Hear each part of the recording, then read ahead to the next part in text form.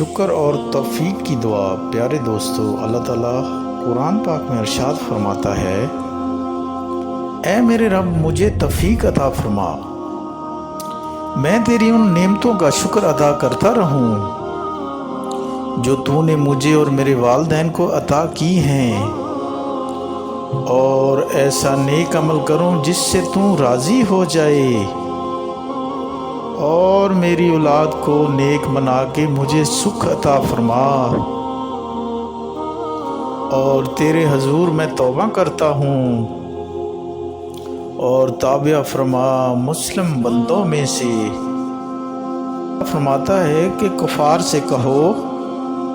دیکھو تو زمین اور آسمان میں کیا کچھ ہے، مگر جو لوگ ایمان نہیں رکھتے ان کی نشانیاں اور ڈر والے کچھ کام نہ آئیں گے۔